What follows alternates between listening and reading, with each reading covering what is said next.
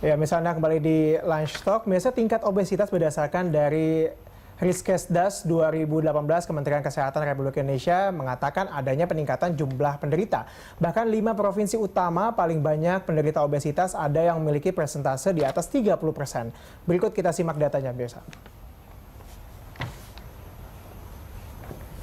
Ya, ini kita lihat tingkat obesitas berdasarkan provinsi yang paling tinggi adalah di Sulut, Dok. Ini ya, ada 30,2%. Jakarta, di DKI Jakartanya ada 29,8%.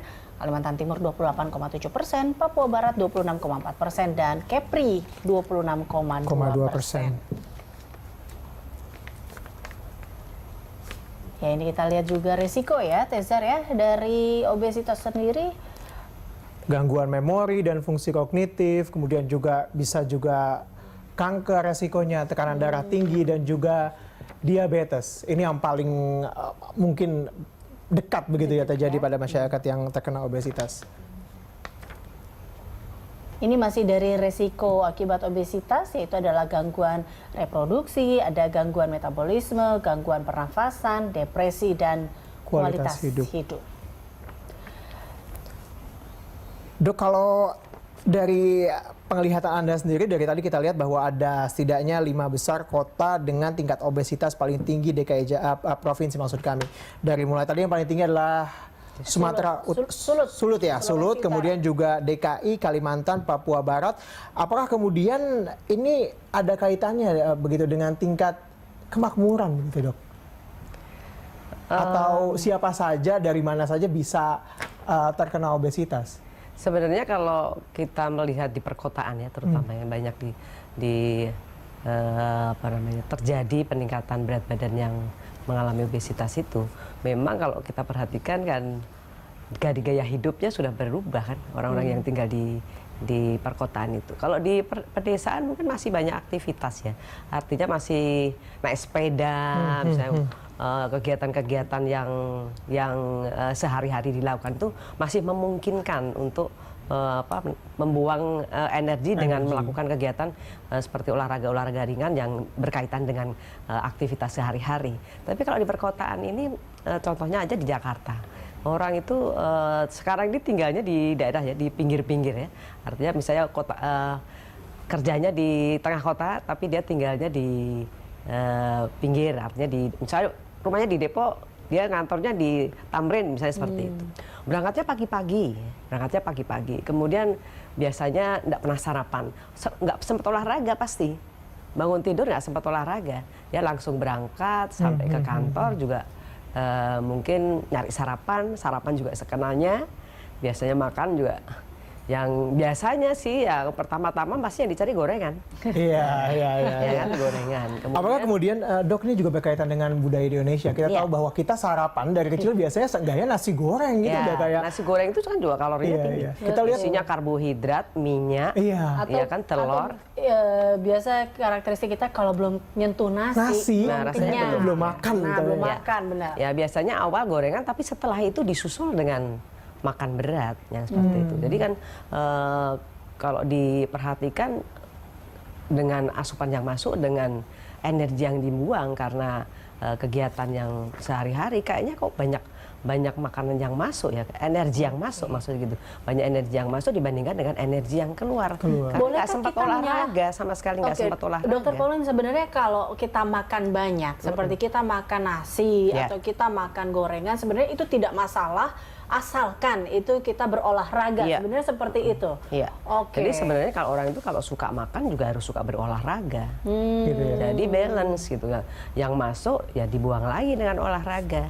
Artinya kalau ada ungkapan saya olahraga biar bisa makan banyak itu benar juga ya, Dok? Ada benernya. Tapi pastinya juga harus diperhitungkan. Sebenarnya kebutuhan pastinya tuh berapa. Per orang kan berbeda-beda kebutuhannya. Dok, tapi tadi kita melihat risiko dari obesitas ini kan juga banyak sekali yang menyebabkan, ada juga cancer, diabetes, dan ini mengganggu beberapa pernapasan dan pencernaan lainnya. Tapi kalau kita lihat memang identik antara obesitas dan diabetes, ini memang menjadi tadi yang Tezar mengatakan bahwa ini biasanya cenderung sangat dekat orang mengkaitkan dengan obesitas dan diabetes. Ya memang kalau diperhatikan di rumah sakit itu angka diabetes juga bukan turun, naik terus. Naik terus dan obesitas salah satu penyebabnya. Orang tidak mempunyai keturunan, faktor genetiknya nggak ada maksudnya.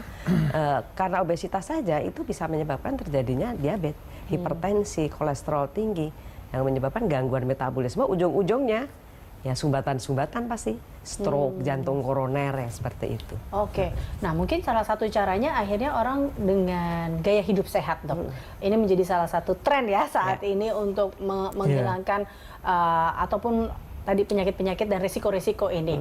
Nah, kemudian kalau kita berbicara gaya hidup sehat, orang cenderung berpikir bahwa kemudian diet ketika berat badan mereka sudah mulai meningkat sudah mulai naik. Nah, terkait dengan diet ini kan sekarang banyak ya, Dok, ada penawarannya banyak banget ya. Nah, itu diet mayo, diet keto, diet segala macam ya banyak gitu loh, Dok. Apakah kemudian ya OCD juga salah satunya kayak membatasi jam makan gitu loh, Dok. Apakah kemudian ini dari aspek kesehatan juga dibenarkan begitu, Dok? Ya, kalau kita mau mengikuti diet yang benar, artinya diet yang sehat, yang bisa diikuti dalam jangka yang panjang, itu yang dianjurkan adalah diet rendah kalori seimbang. Diet rendah kalori seimbang.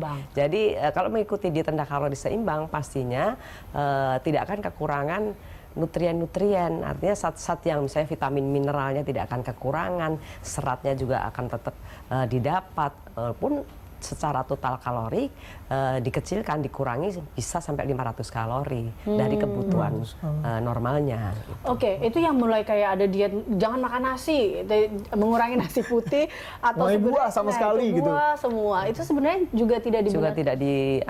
Tidak dianjurkan. Iya. Kan kita bisa memilih zat gizinya ya. Yang kita konsumsi itu kan isinya karbohidrat, protein, lemak kan seperti itu, terus vitamin, mineral. Memang yang paling cepat untuk menaikkan berat badan itu adalah jenis karbohidrat, terutama karbohidrat sederhana yang berisi tepung-tepungan dan gula-gula murni.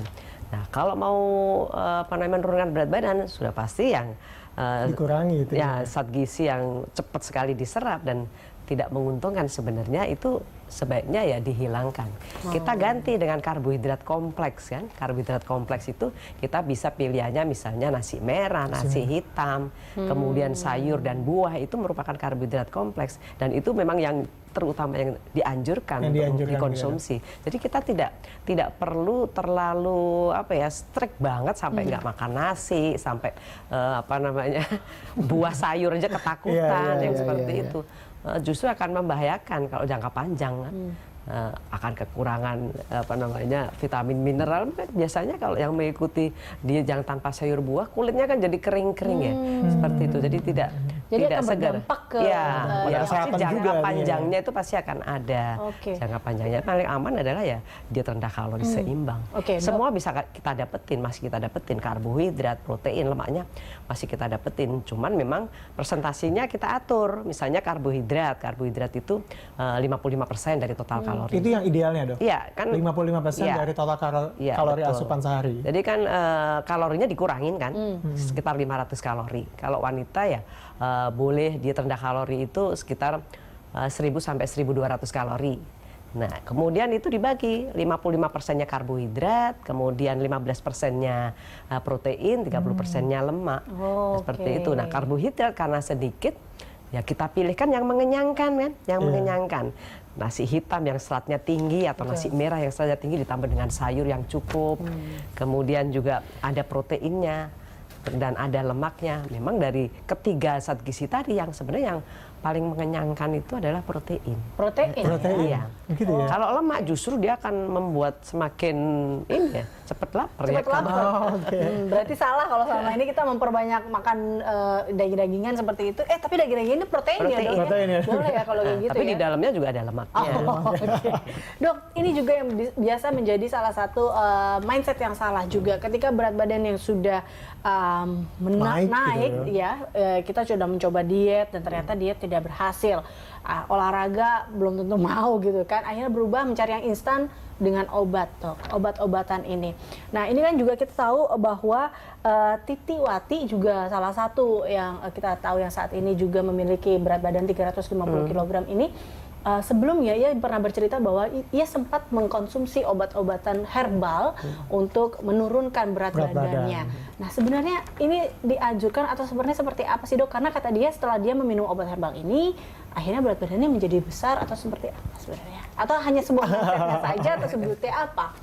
Iya, kalau kita ngomongin herbal ya, herbal kan nggak tahu persis ya apa sih isinya. Kemudian dosisnya berapa sih?